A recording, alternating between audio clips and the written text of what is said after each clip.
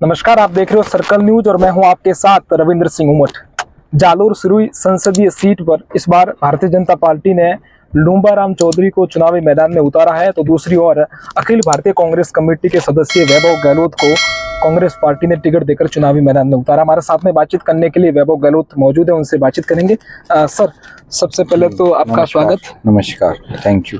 पहला सवाल sir, Jalore Sirohi belt में आपको टिकट दिया कांग्रेस पार्टी ने, किस तरह के यहाँ पे आपको रेस्पॉन्स मिल रहा है लोगों का?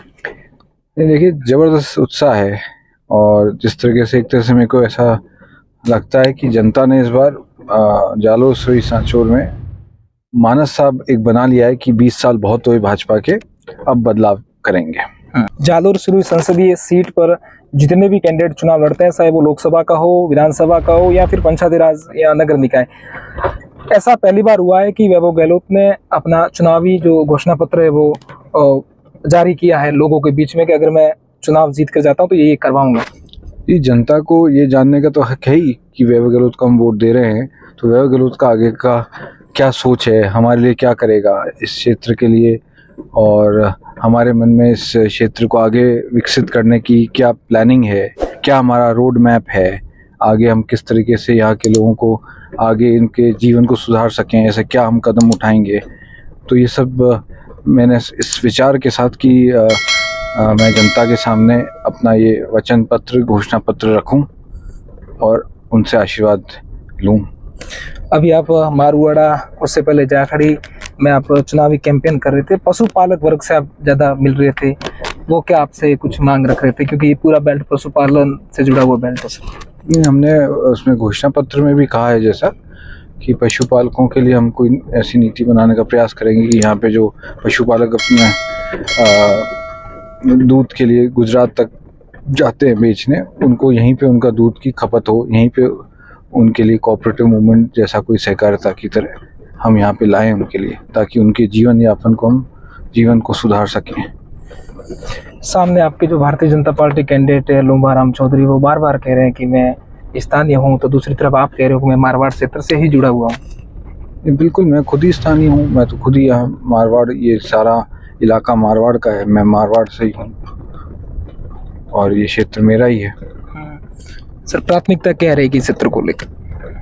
मैंने जैसे घोषणा पत्र में कहा है कि हम प्राथमिकताओं में हम चाहेंगे कि यहाँ पे हम बढ़ावा दें युवाओं को, महिलाओं को, आप देखेंगे घोषणा पत्र तमाम वर्गों को हमने कोशिश करी है कि हम उनके लिए कुछ ना कुछ सोच के साथ हम अपने घोषणा पत्र में सामने आए हैं आप सबके।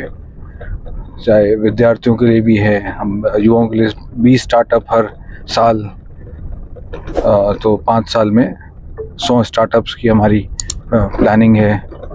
साथ ही विद्यार्थियों को बाहर विदेश में पढ़ाई के लिए भेजने की भी मेरी प्लानिंग है कि हम CSR के माध्यम से 20 विद्यार्थियों को हर साल जिन्होंने अच्छी पढ़ाई में अच्छे अंक लिए हैं, उनको बढ़ावा देने के लिए हम पूरा प्रयास करेंगे कि हम लोग उन 20 विद्यार्थियों को विदेश में अध्ययन के लिए भेजें हमारी तरफ से। सर, इस क्षेत्र के जो किसान है जहाँ से आप इलेक्शन लड़ रहे हो, जालोर सिरोही और सांचौर जिले के, यहाँ के किसान लंबे समय से माही बजाज का पानी को लेकर मांग कर रहे हैं। अगर आपको जनता आशीर्वाद देती है तो किस प्राथमिकता के साथ वो कार्य पूरा करोगे जिससे यहाँ के किसान खुशहाल हो सके? एक जैसा मैंने घोषणा पत्र में हमने लिखा है कि इस जो पानी की समस्या माही का जो है, उसमें भी हम केंद्र सरकार से मांग करेंगे कि जो उस वक्त समझौता हुआ था उसको पालना की जाए। प्रदेश के अंदर नई भाजपा की सरकार बनी, उस पर कोई आपकी टिप्पणी? 3.5 महीने हो गए और जिस तरीके से एक जनता में एक भय का माहौल हो गया है आमजन में कि जो कांग्रेस की योजनाएं थी, चाहे चिरंजीवी स्वास्थ्य बीमा योजना है, उसमें पूरा इलाज नहीं मिल रहा, तो कम से कम जो जनता के हित की जो योजनाएं थी, किसी कोई पर्टिकुलर किसी के लिए नहीं थी, मगर जनता, आम जन, गरीब के लिए थी। अन्नपूर्ण में माताओं बहनों को राशन दो, वो राशन क्यों बंद कर दिया? जनहित के काम जारी रखो, सरकारें बदलती रहती हैं, चुनाव अलग समीकरण से हार जीत हो जाती है, मगर जनहित के काम जारी रखो। मेरी यही भाजपा को अपील है। एक समय था जब बूटा सिंह यहाँ से चुनाव लड़ते थे और ये सीट काफी सुर्खियों में रहती थी देश भर में। अब आप चुनाव लड़ रहे हो और ये सीट काफी सुर्खियों में है, और साथ साथ में यहाँ के लोगों की भी आपके आने से उम्मीद बढ़ गई, क्योंकि एक बड़े सियासी परिवार का कोई भी व्यक्ति चुनाव लड़ता है तो निसंदेह वहाँ के लोगों की उम्मीदें और बढ़ जाती है। जनता आशीर्वाद देती है, तो कितनी उम्मीदों पर खरा उतरने का प्रयास करोगे? नहीं, हमने सही कहा। स्वर्गीय बूटा सिंह जी जब इस क्षेत्र से लगातार सांसद रहे, उन्होंने बड़े मंत्री रहे वो दिल्ली में, तो तब सुनते हैं कि इस क्षेत्र में कोई काम दिल्ली की सरकार के होते थे। उसके बाद लगातार ये 20 साल का एक तरह से खालीपन आ गया इस क्षेत्र में, जो कोई यहाँ पे ऐसा कोई सांसद नहीं बना जो इस क्षेत्र के लिए लड़ सके, दिल्ली में बात रख सके, पैरवी कर सके। तो इसकी भरपाई मैं करूँगा पूरे समय में। जो ये 20 साल का एक लंबा समय बीत गया, जिसमें सबके मन में पीड़ा है, चाहे क्षेत्रवासियों हो या चाहे जो यहाँ से प्रवासी गए हुए बाहर, सबके मन में पीड़ा है कि हमारा जालोर सिरोही सांचौर पीछे रह गया। तो मैं इसकी भरपाई करूँगा। देवजी भाई पटेल जहाँ भी जाते हैं वो एक बार कहते हैं कि मैंने खूब काम करवाया जालोर सिरोही क्षेत्र के अंदर। बता दें, आए गिनाएं, आप जाके पूछना। मेरा दावा है कि वो जाके जनता को बताएं ना कि दिल्ली से कौन सी योजना लिया है, कौन सी रेलगाड़ी चला दी, कौन सा पानी की समस्या दूर कर दी, तो बताएं आके। आप प्रवासियों के बीच में भी गए थे, चेन्नई, हैदराबाद, अहमदाबाद, अन्य कई राज्यों में आप पहुंचे थे। प्रवासियों से आपने 1-to-1 संवाद किया, आपका जोर जोर से स्वागत भी हुआ। प्रवासियों ने आपके सामने क्या मांग रखी विशेषकर? उनकी सबसे बड़ी और सबसे इकलौती जो उनका पीड़ा है वो है रेलगाड़ी नहीं है। अपने गांव, अपने घर आने के लिए पूरे परिवार के साथ मध्यम वर्ग को सबसे बड़ी मार पड़ती है। जो प्रवासी अपने काम धंधे के लिए गए हुए हैं, किस तरीके से वो कितनी तकलीफ़ों से अपने गांव पहुंच पाते हैं। कभी कोई अचानक आना पड़ जाता है अपने घर, काम ऐसा आ जाता है, कोई वार त्योहार आते हैं, ट्रेनों में रिजर्वेशन नहीं मिलते, बस वाले 4 गुना 5 गुना किराया वसूलते हैं ज़्यादा। पूरे परिवार को एक साथ लाने में इतनी दिक्कत होती है। कहीं अहमदाबाद उतरते हैं किसी ट्रेन से, फिर बसें पकड़ते हैं, रिजर्वेशन नहीं मिलते। और उनकी मांग है, कम से कम 20 साल हो गए साहब भाजपा के सांसद में, सब ने एक स्वर में कहा है कई बार तो कि साहब 20 साल हो गए, अब बहुत हुआ। कि 20 साल में एक रेलगाड़ी नहीं चालू करा पा रहे। 10 साल से इनकी सरकार है, दिल्ली में इनकी सरकार है, स्वरूपगंज में रेलगाड़ी का ठहराव नहीं करा सकते। 10 मिनट के लिए कोई ट्रेन नहीं रुकवा पाए कि कम से कम वहाँ से जो आबू रोड और अहमदाबाद रूट की जो ट्रेन है दिल्ली वाली, उनमें उन्हीं का ठहराव करा दें 1-2 ट्रेनों का, कि चलो 10 मिनट वो रुक जाए तो वो सहूलियत में।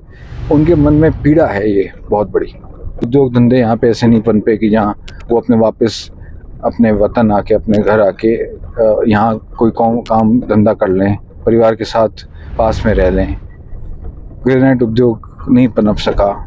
दिल्ली की कोई ऐसी नीति भाजपा के सांसद नहीं बनवाए कि इस उद्योग को कोई बड़ा नीति बना के लाते जाके दिल्ली में। तो यहाँ शायद ग्रेनाइट उद्योग से ही बहुत काम धंधे आ सकते थे। कोई बड़ी इंडस्ट्रियल कोई ऐसी पॉलिसी यहाँ के लिए दिल्ली की सरकार से नहीं लाए। राष्ट्रीय राजमार्ग की मांग है, राष्ट्रीय राजमार्ग नहीं यहाँ पे। तो उन सबके मन में, प्रवासियों के मन में पीड़ा है। यहाँ पे प्रमुख रूप से सड़कों की भी आपने व्यवस्थाएं देखी, अन्य और भी कई व्यवस्थाएं देखी। यहाँ पे जैसे विकास आप देखते हो, कैसा विकास है जालोर सिरोही का फिलहाल? नहीं, जैसे मैं तो यही कह रहा हूँ कि देखिए, जहाँ यहाँ पे अधिकतर भाजपा के विधायक भी रहे, उन्होंने कोई काम ही नहीं करवाए लोकल स्तर पे भी। जो एक विधायक यहाँ पे अधिकांश क्षेत्रों में भाजपा के विधायक रहे हैं, सांसद तो रहे हैं 20 साल से भाजपा के, पर जो विधायक भी रहे भाजपा के, उन्होंने कोई इंटरेस्ट ही नहीं लिया। आप खुद देखिए हालात क्या है।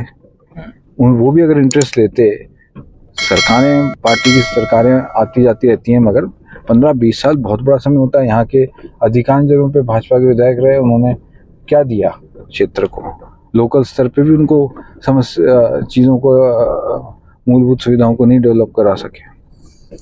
कमेंट्स ये आ रहे हैं सोशल मीडिया पर कि वैभव गहलोत की मांग बनासकांठा में हो रही है कि बनासकांठा के अंदर एक प्रचार करने के लिए आपकी सभा की डिमांड हो रही है। पास की जो पड़ोस की विधानसभा लोकसभा सीट है, वहाँ पर अगर ऐसी डिमांड आती तो आप जाओगे प्रचार करने के लिए? ज्ञानीबेन वहाँ से चुनाव लड़ रही है, ठाकुर कांग्रेस से।